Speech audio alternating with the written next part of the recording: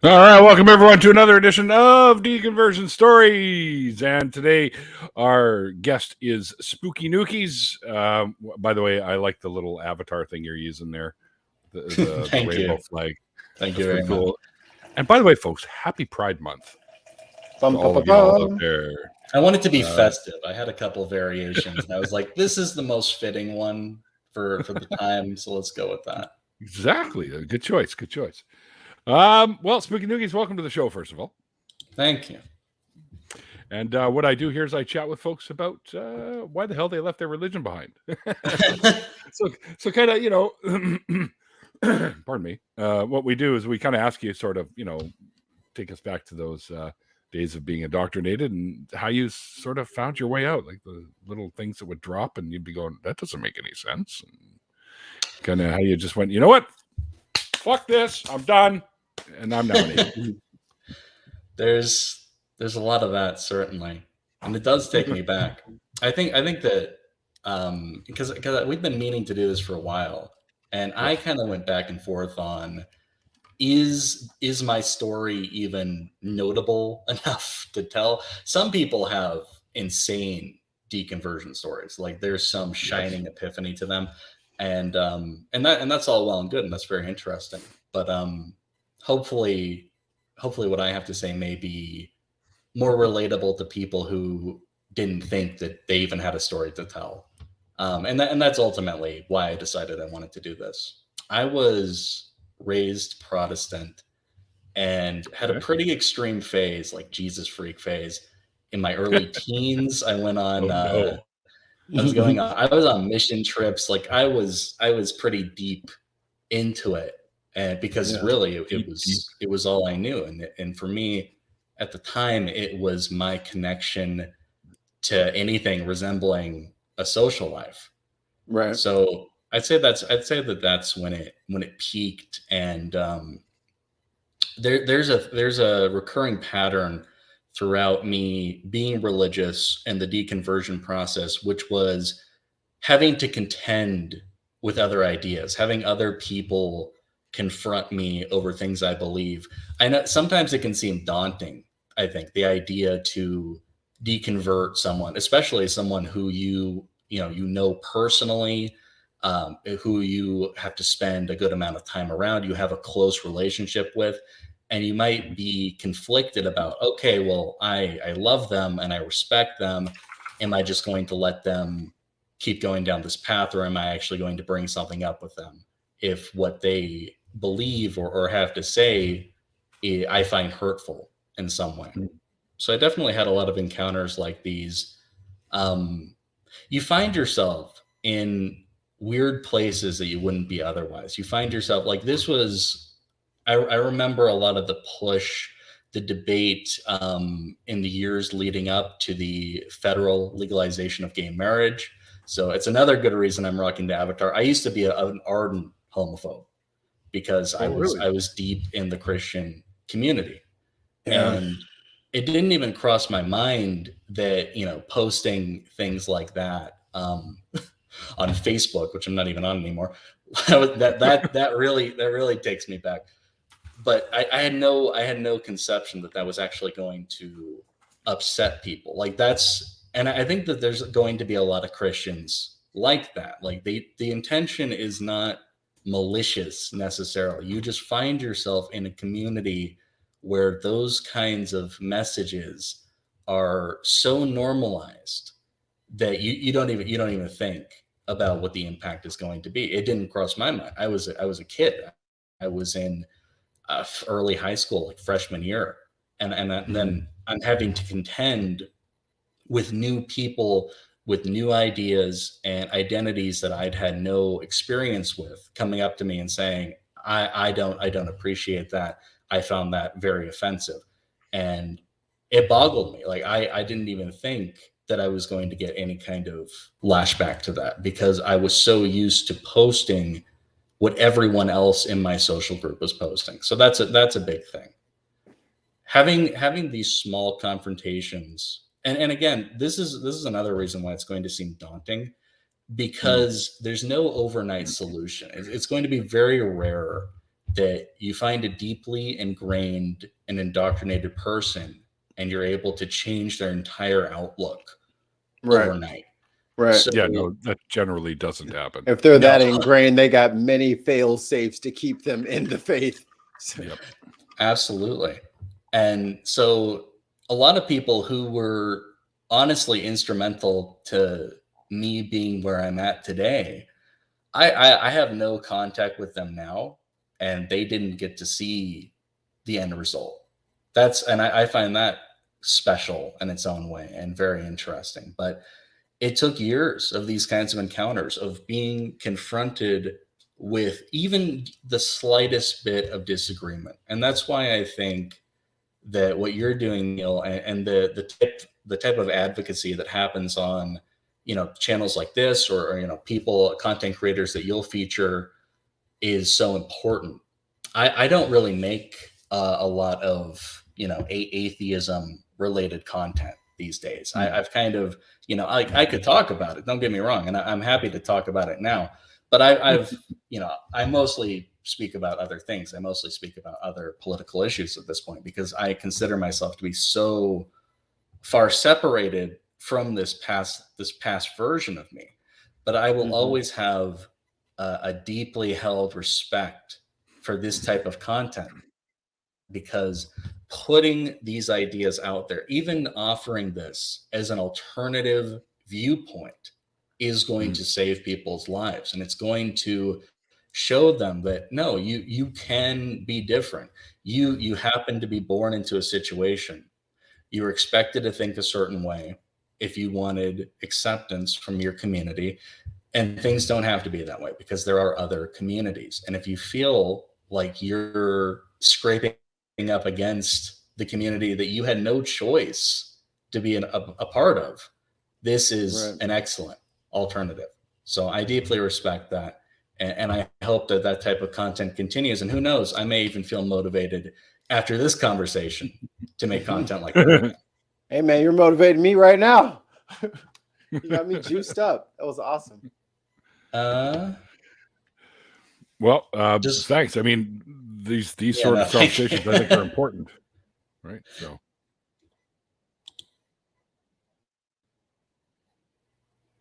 yep. Oh no, for sure.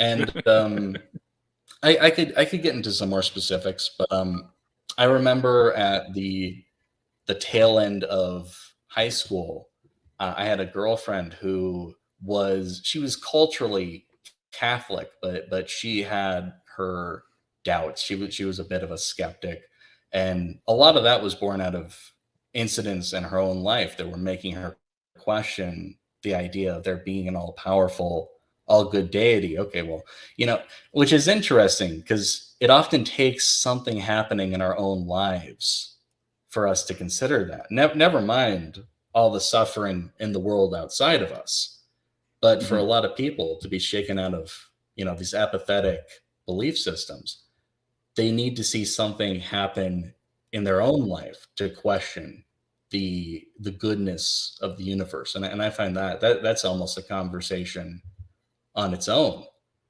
But it was interesting. She would question me on, or just bring up these ideas that she was having doubts. So I was put in a position, essentially for the first time in my life, where I needed to defend why I believed what I believed. I had to tell her, okay, this is what I think. I'm a Christian. I believe in the saving power of Jesus. But keep in mind, I'm on the cusp of adulthood at this point, and I felt like for the first time I needed to justify what I believed, why I believed it, and I found that to be extremely disconcerting. These kind of beliefs really work well in an insulated environment. But when people start asking questions, and you actually have to go to bat for what you believe, that's when things become a little dicey. And I had to contend with that. I really did. I had to question, okay, why do I really just believe this? Because everybody in my life who I trusted told me to believe this. And well, then you have to question where they got those beliefs. Well, it's because other people in their lives that they trusted told them, and it's just an endless cycle of people pretty much. believing and believing. Oh, because we need to respect what the people in our community say and believe. No, and no one's ever going to question us. Yeah, well, we don't really, but anyway, I'm respect sorry, what'd you people, say? but you don't have to respect beliefs, right? So,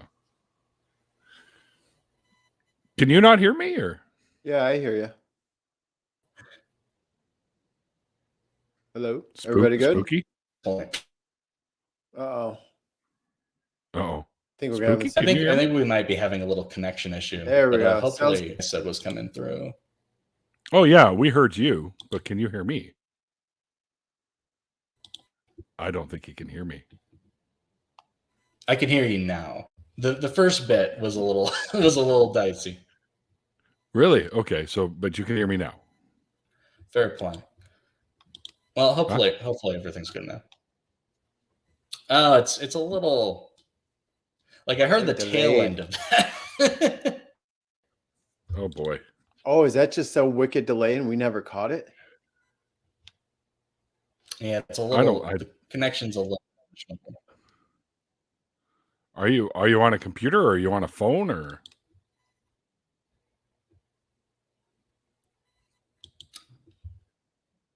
All right, I think we have an issue. I'm on a desktop right now, but do you think it would help if I switched over to my phone? No. There's a delay going on here for some reason. So I've experienced the delay on StreamYard, but it's been a while.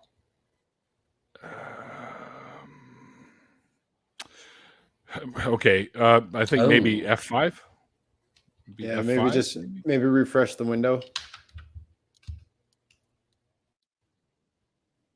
That'd probably be your best bet. Right. I'll give that a shot.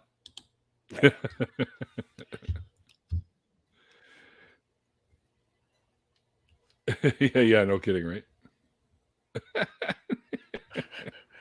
I was like, wait, is that me? Am I muted? Just throw me off.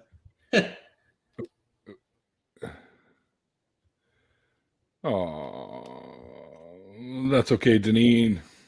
You go have some food. Oh, like we got a window fucking covering thingy for everything, don't we? Getting there.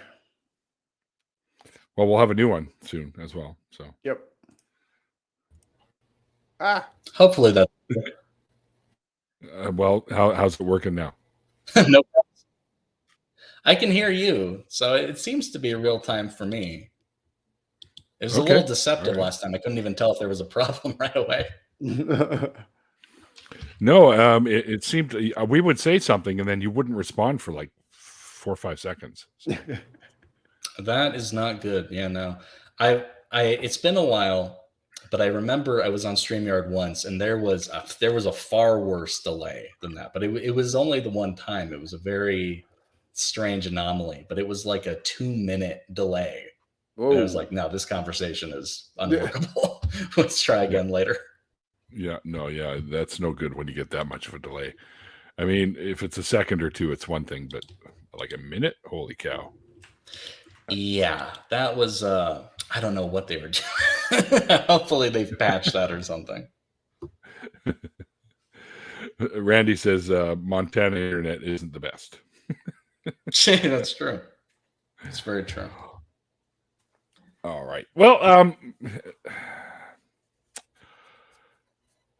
you kind of want to you sort of talked about, back in the day when you were a believer and whatnot.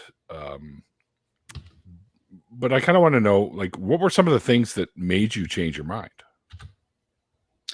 So that's interesting in and of itself. It did have a lot to do with simply questioning why I believed it in the first place. A big part of it was having to contend with my evolving views on a number of social issues. And you find that this contradicts with what you were told to believe. And so you reach a crossroads. There's only one way you're going to go. Okay, do I continue my journey of growth, or do I go back to what's comfortable, even if it means I'm going to have to defend things that I simply just I don't value anymore and I don't believe in. It wasn't, again, it wasn't an overnight kind of thing. I spiked in my early teens as being that those were my beliefs at their most extreme. And after that, I was a believer, but it definitely took less prominent place in my life. And Okay. I was far more focused on other things. So, I'd tell people, yeah, I'm a Christian. But even for a number of years, I didn't go to church. I didn't desire to. It was just like, it was more a matter of, I have this, and it's something I believe, but it's not something I even really want to think about, because the more I think about this, the more I'm forced to relive all of these times that I was confronted with the inconsistencies of what I believe. So let me just hold on to this in my own little way. And I mean, that was the definition of, insustainable.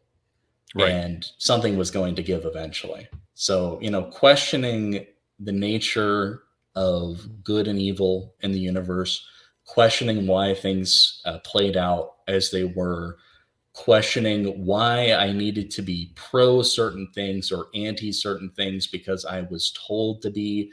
These are the things that resonated with me most strongly, and essentially forced me to deconvert. There was no choice, because I was so wrapped up in how wrong I had been living my life. But there's going to be a lot of people who have deconverted, who they're going to go through a phase, I feel like, where they're angry at themselves more than anything. They feel embarrassed.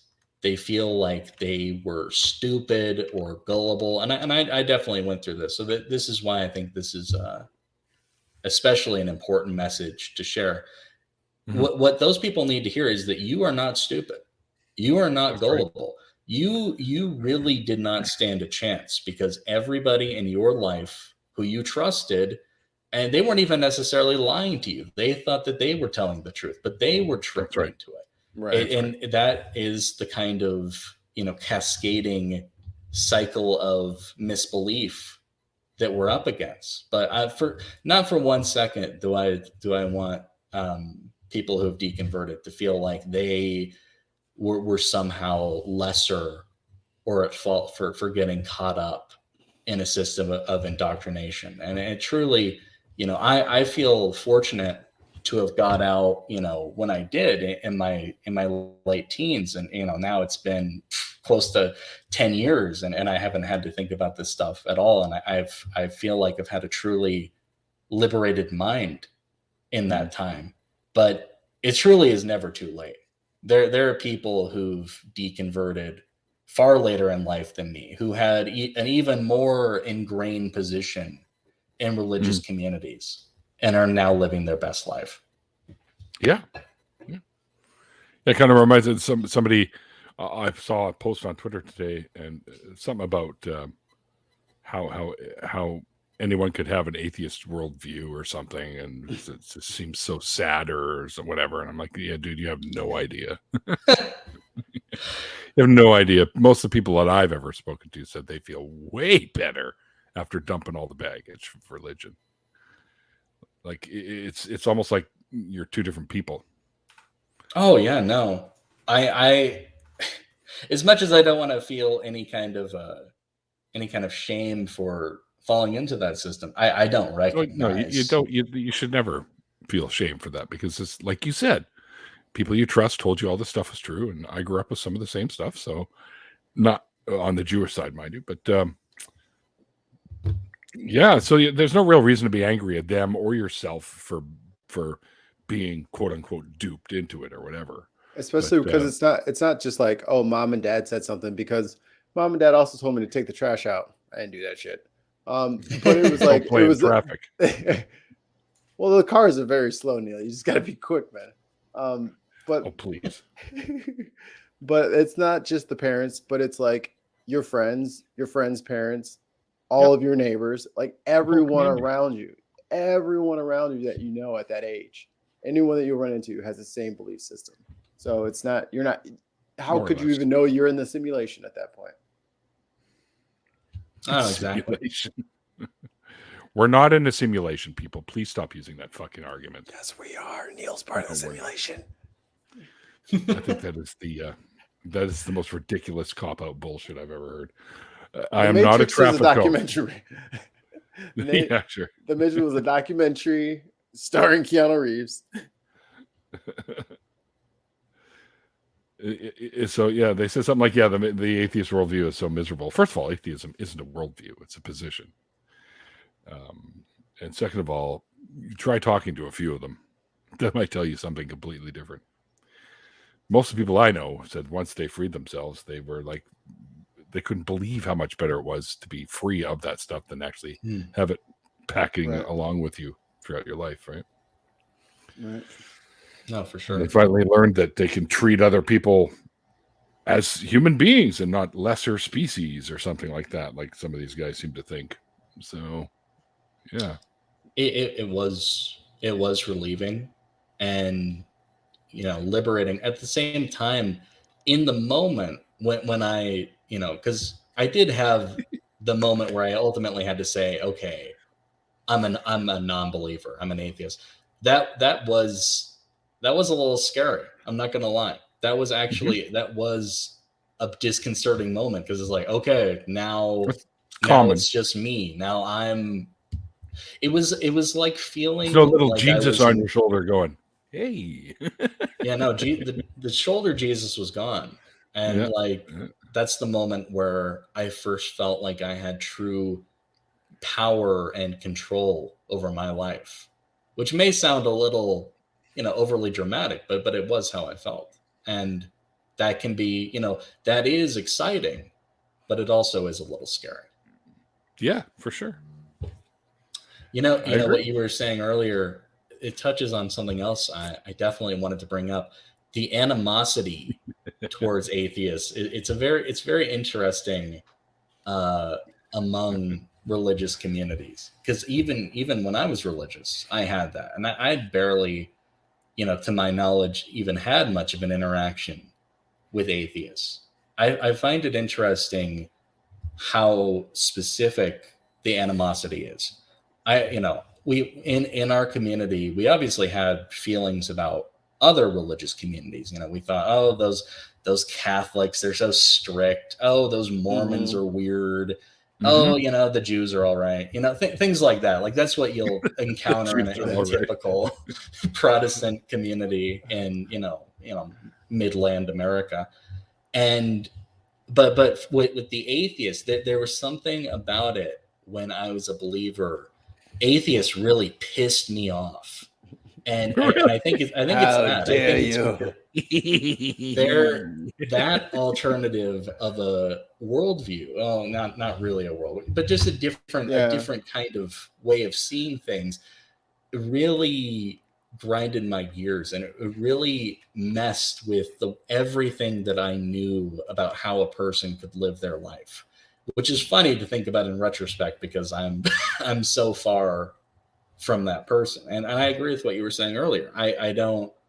That does feel like a different person. I don't even recognize who that person is anymore. And that's pretty astounding. Interesting.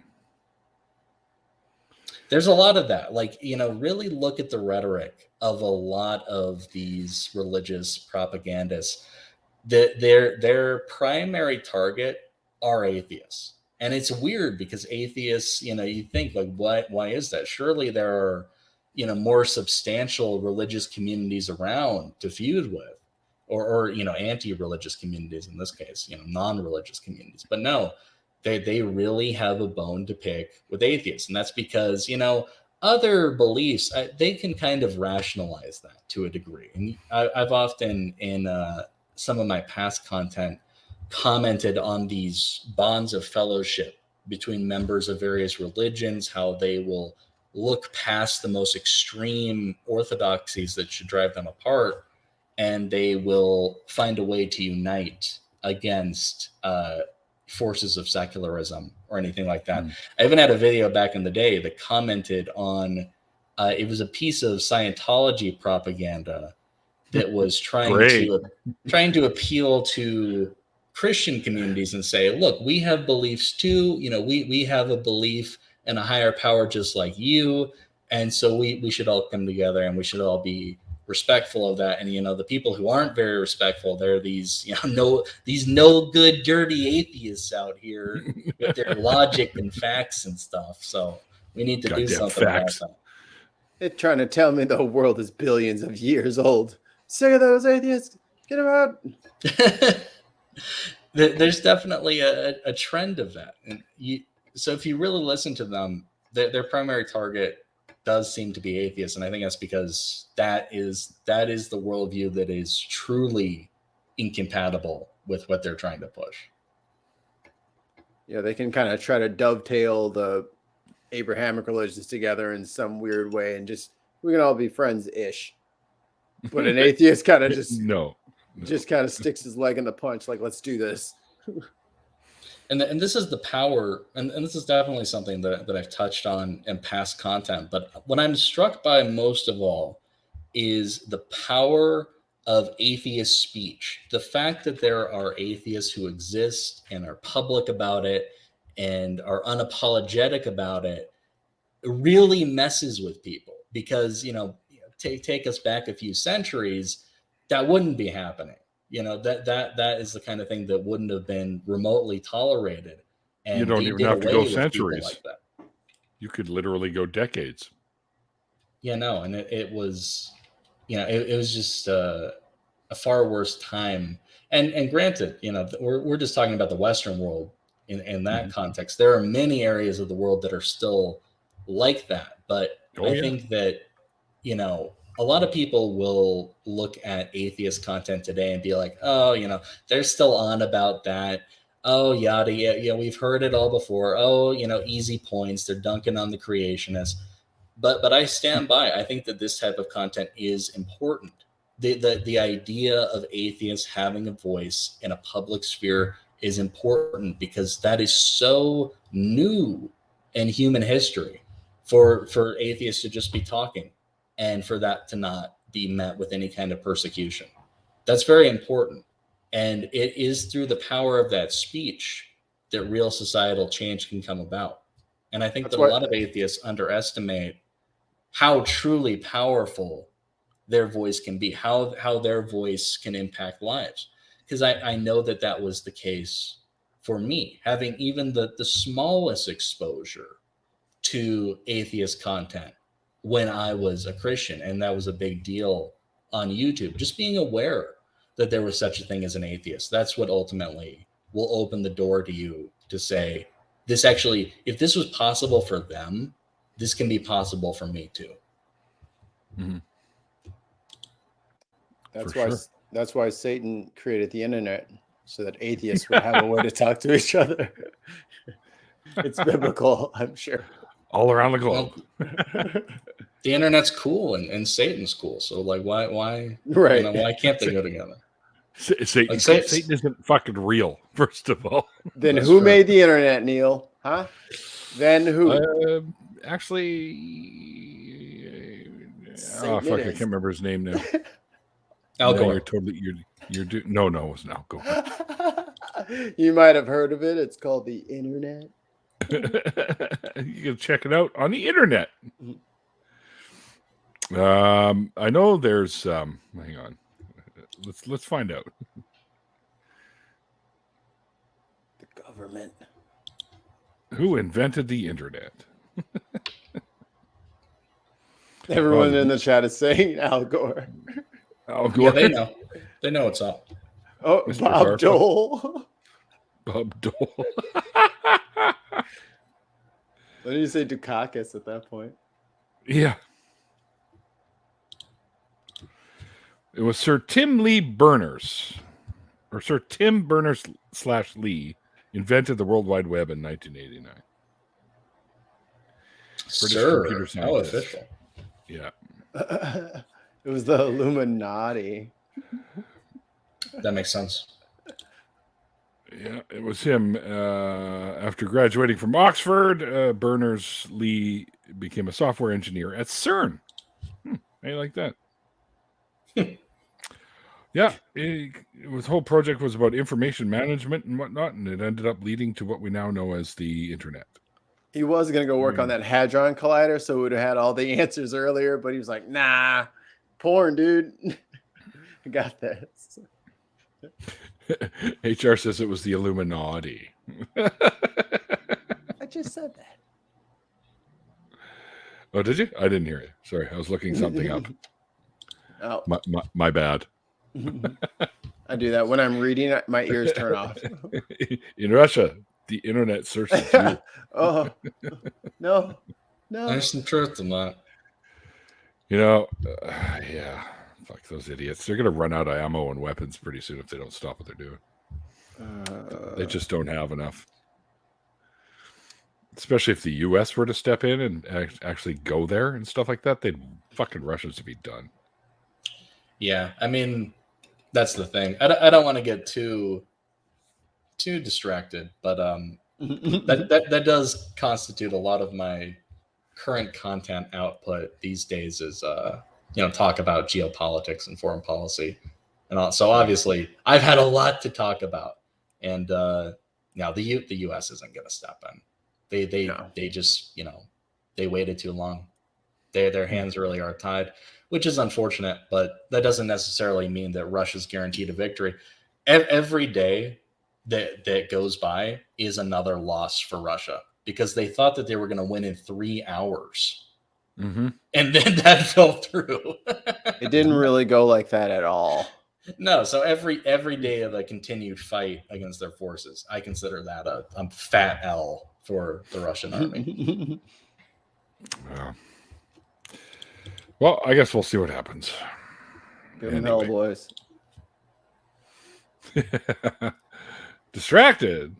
We would never. Hey, Legos exist. Yes, they do.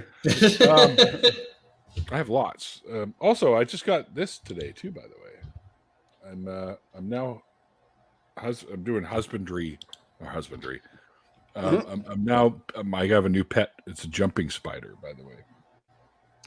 And I just picked up this little bad boy. I'm gonna put him in. It's a little housing unit, and I got to get some dirt in there first. He's up there in a jar right now. He was at my work, and he was walking around on the floor. It's one of the bigger species, like velvety black, but his rump is red, like a nice color red. So it's a red-backed jumping spider. He's so cute. So he's pretty young still, so he'll grow a little bit. So currently he's in there. I got a twig in there for him to hang out on, and a Q-tip with water at both ends so he can drink if he gets thirsty. And I got to run and grab some crickets, little micro crickets for him, and he can have some chow. I'm over here like, what the hell does Neil keep looking at? Oh, this guy. Yeah, because you kept looking up there. I'm like, what does he keep looking at? I think he's kind of chilling out. He's right there. See? Nice. Oh, there you go. Right there. But yeah.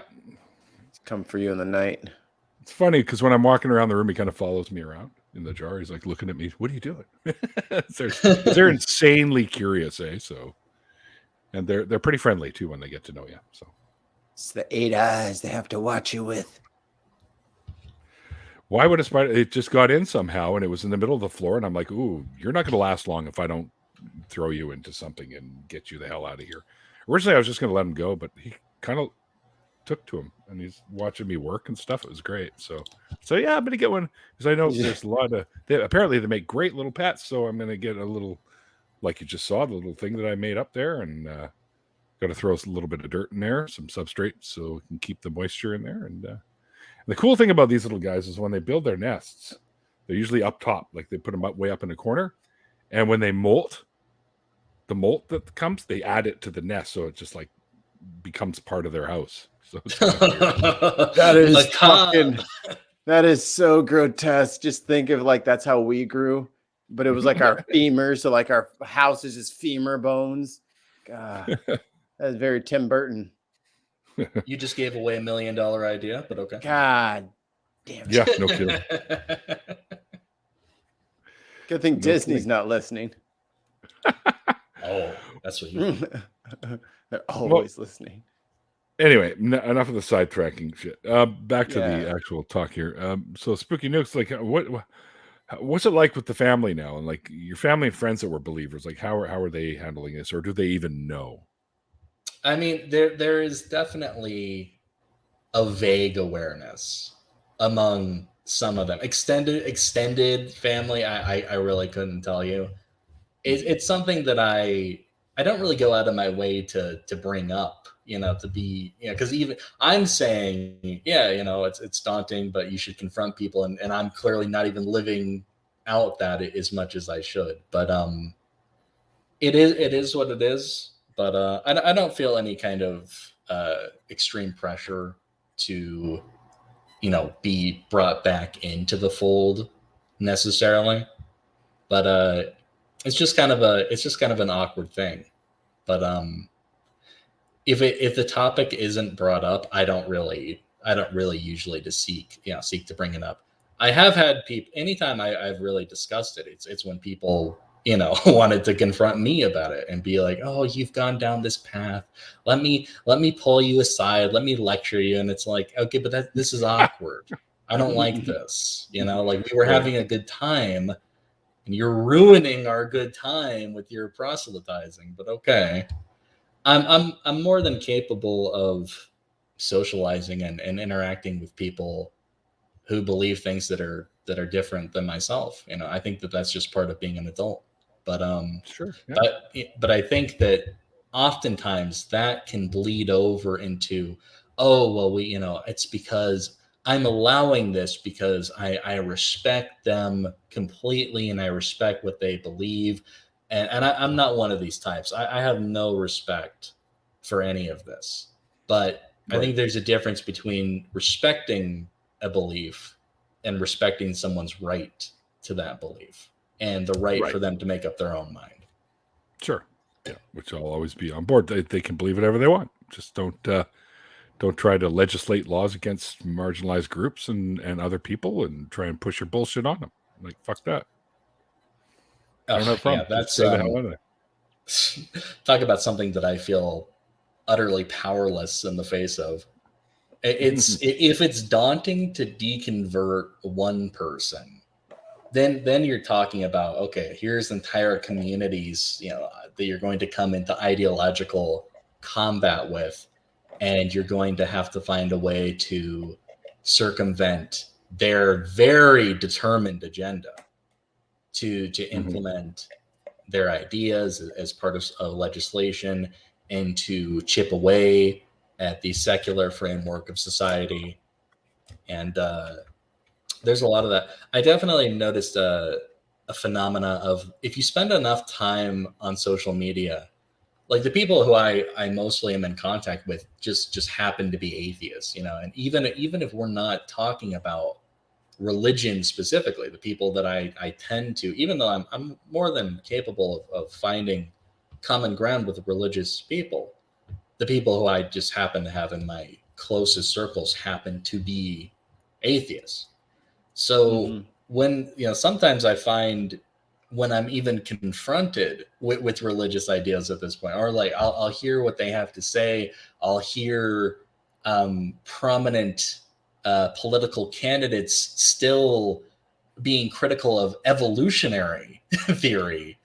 It's actually kind of a culture shock, because I've spent a good amount of time not exposing myself to that, because it's exhausting after a while, quite frankly, to listen to so much ardent stupidity. So when you find it again, it's like, wait a minute, what position are you in? Oh, you actually have power. You're not just some yokel. You are one of the most important people in the country. This is concerning. Somebody should do something about that. And oftentimes in a lot of these districts, that is a lot easier said than done, because, you'll often hear, I agree with this to an extent, that the government is not representative of most Americans, but that depends on where you go. Some places where you go, this is a perfect representation of this particular community. So, and so at that point, you don't just have one scapegoat. It becomes an even more daunting task. You have to convince entire communities to vote against that direction and to vote for someone who you think would be more suitable. And that is far more overwhelming than having one boogeyman politician. Yeah. One boogeyman politician would be way easier to deal with than a whole fucking group of them. Oh yeah, no, that's the other problem is, much like in the communities, that's how people are able to maintain beliefs that are so at odds with reality and history, is grouping together, insulating themselves from any kind of confrontation. That happens. Yeah, and that happens in the halls of Congress as well. Absolutely. That's just the nature of human communities. That's true. Down with the humans. Yeah, screw them. Dogs rule. I thought we decided that spiders were the master species. Oh no, the cephalopods. Right. The cephalopods will come for us all. Cephalopods. Yeah, man. Oh, you mean the squids and the... Mm-hmm. The thing's way too smart. Yeah. Octopi, octopods, octopuses. All of them. All of them are actually usable, by the way. You can use all three of those. Octopussies. Octopussy. Yeah, oh yeah, the old James Bond. Yeah.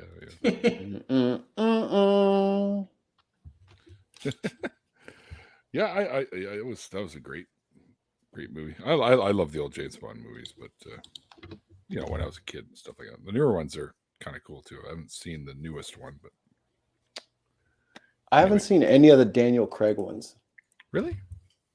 I don't have anything against the guy. I just never watched it. I don't know what I was watching instead, but I just didn't watch that shit. Dave, you're not supposed to tell him about the octomooses. What? What? Giant mooses with big eight legs. Well, not moving to Canada anymore. Be a hard pass. Yeah, Canada is now on the do not fly list. Just be thankful that our Canada geese aren't like hydras. Like, oh god, 7 heads or something. They're all coming for you, dude. If you get hydra chickens, then I am definitely not moving there. What's really funny is the co-host of my foreign policy podcast, who runs the channel Superpower Broadcasting, is Canadian, and he got this comment one time, and it was like, "What are you, a Canadian neocon? What are you gonna do, nuke a moose?" And it became a meme. We were like, "Yeah, nuke a moose. Sounds like Build-A-Bear." We have a place here in BC called Sicamous. Oh, that's awesome. Sicamous. Yeah, don't sick a moose on me. What? It's not quite how it's spelled, but I'm terrified of meese. Meese are terrifying. Sicamous, BC. It's 18 degrees there. It's just a minivan with horns. 64 Fahrenheit for those of you who are on Fahrenheit. Yeah, it's a little up north there. A little rainy right now. But Sicamous is an actual place here. Duke says he has no fear of geese. That feeds on raptor chickens, or cobra chickens as I call them. Those are some mean little creatures, man. Unnecessarily mean. What, cobra chickens? Yeah. Oh, yeah. Everyone's always attempting to be nice to him. Oh yeah, you can find lots of footage of them just fucking attacking people for like no reason. Guy just sitting on a bench eating an apple, reading a book, and they just come and jump him. Well, jump. Some of them just fly right down and fucking land on them and start pecking away and all kinds of shit. They're crazy. Bullies, man. Yep, they are bullies of the bird world. They're psychos. But if you got a dog, though, you just get them, and they'll chase the cobra chickens away. Cobra chickens don't like dogs. I would never let my poor dog be pecked to death by some cobra chicken. Okay, big dog. Sorry, I should have clarified there. Zero might have to just like wrestle onto its back and try to fly away. Probably fit on one of those. So do you so Spooky, do you remember any like certain things that you kind of missed out on? Like whether in like high school or like after that or whatever, where you kind of like, I didn't do this because I was the good Christian kid. What is there any stuff like that? And what would you do now? Yeah, if you had the chance. Yeah. That's interesting. I do think that it represses you to a significant degree.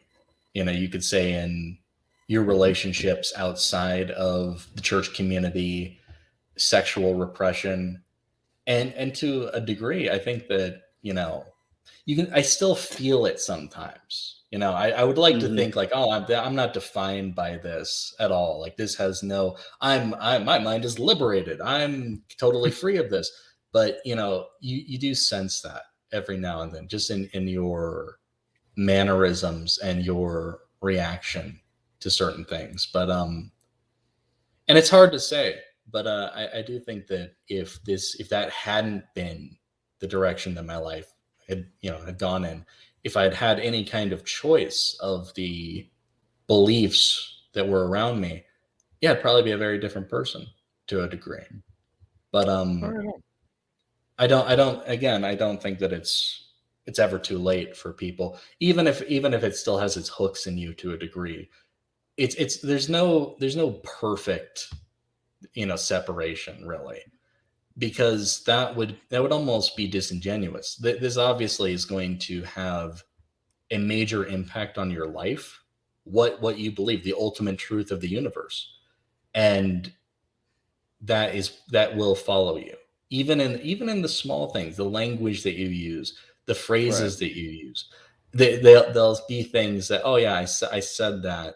You know, you'll say things like, "Oh, good Lord," you know, but you don't even believe in a Lord. You're an atheist, and it's just a figure of speech. Yeah, you'll. Right. But I think that it does say something about the cultural background of people, and it, you know, hearing something like that come out of your mouth, it may take you back to a time when, oh yeah, that actually did used to mean more to me, and now it's just something I say and don't think a whole lot of. Yeah, even expressions like "God forbid." Yeah, no, that happens too. I've heard atheists use that term. So it's just God a figure of speech that they do. Yeah. Yeah, but there's got to be better ones to use, I guess. You're gonna have to come up with a new one, I think. Well, that kind of plays on something else that I thought was important to mention, was for a lot of people, I feel like I was fortunate in the sense that I'd already been on my way out of the religious lifestyle for a while. You have this gradual deconversion, and I was always a bit of a loner in the religious communities anyway. And believe it or not, I may have clashed with a few people along the way because I'm argumentative and egotistical and all these things that, you know, they didn't take too kindly to, you know. So really, people don't change a whole lot in terms of, you know, I'd switched out being a Christian for an atheist, but you know, carried over some of those traits still in terms of being confrontational and argumentative to a degree. But oh man, I totally lost even the point that I was trying to make. You were talking about, hold on, I'll rewind the feed or unmute it. Fair play. Wait, what? The loner in the religious community. Oh, right. You may have clashed with people. So there's going to be, I think I got it now. There's going to be a lot of people who are, you know, they're not loners. They're so deeply ingrained, and even some of those people have been able to come out, but obviously it's going to be a little bit more difficult. So that's almost a challenge for atheists or people in secular communities. You need to offer the deeply indoctrinated folks something else. There needs to be a compelling reason to leave all of that behind, because you'll have people in religious communities who don't even necessarily have any strong convictions about what, the rhetoric that surrounds them, but this is all they know. This is their community. This is how they met their spouse. This is where they socialize. This is where they take their children to socialize, things of that nature. And it's like, how do you break someone out of that? That is that's something that I don't really have all the answers for. And again, I feel quite fortunate that I was always kind of, an outcast in those circles. And so, it made sense for me to kind of gradually fall away from it anyway, and seek out other things in life. But other people, they have real material benefits from being in a community like that. Yeah. And is that, there's going to be people who say, oh yeah, that's because, this is the purpose of religion. It offers comfort. It offers community to people. But human socialization far predates religion, organized religion. So this is not an entirely impossible endeavor outside of religion. But even then, even in the most insulated community, in the kind of age that we live in now, that is so interconnected and people have so much access to outside information, you can really see the cracks in the wall forming.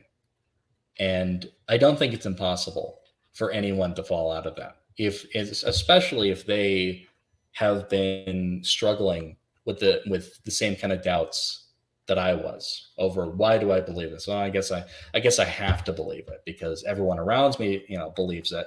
And if I vocalize my dissent, that's not going to go well for me. I'm going to lose friends over this. And that definitely happened to me to an extent, having criticisms of religion, I could say cost me socially to a degree. There were people who didn't want to speak to me afterward because of that. And that's just the way the wind blows sometimes. It's unfortunate, but I don't feel like anyone should live as someone other than themselves, not be true to themselves for the sake of maintaining a friend who's not even a friend with the true you. Is that a friend worth hanging on to? Is that a connection worth hanging on to? I would say no. It's a lot easier though for me to say no without knowing your personal experience with it. And for some people, like, I'm not in a position to get my own place. And I know as soon as I tell my parents I'm not going to church anymore, that's it. They're going to say, all right, get out. Like not everybody really has the opportunity to really rebel. They don't have the luxury of rebelling. They're kind of trapped where they're at. Right. In that kind of situation, like I can sympathize with the frustration of wanting to be loud and proud about what you believe. But if you truly feel like there's going to be some danger to you, be smart about it. Get yourself something resembling independence, some safety net, and then you can do that. But again, I'm sympathetic to people of those kinds of backgrounds, and that's just in the Western world, and in other places it's going to be a lot worse. You're going to face much more severe consequences potentially for being your true self.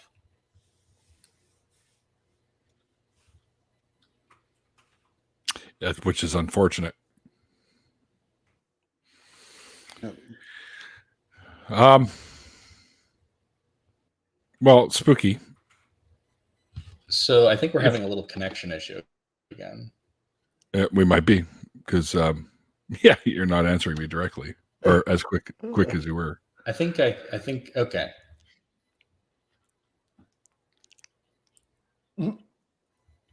You all right there? Yeah, I can kind of hear you. It was lagging significantly. Yeah. Oh, okay. So it's doing that thing again. Maybe refresh. I think it's all of us. I think we all just got a poop connection. Mine's doing it. How about I try to refresh again? Mine's fine. I can hear you guys just fine. Yeah, and try one more time, Spooky. Gotta wait for the message to get there. Yeah. Just refresh. There it goes.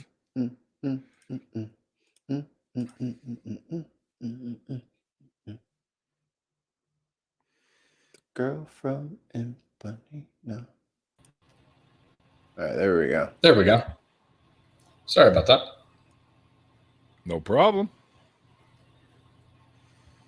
All good now? Yeah. No, it should be good. Yeah, I'm sure it's a StreamYard thing. I haven't used StreamYards for a while. It could be. Well, I say now that you've refreshed yourself and can actually hear us again. Yes, we're golden, man, golden.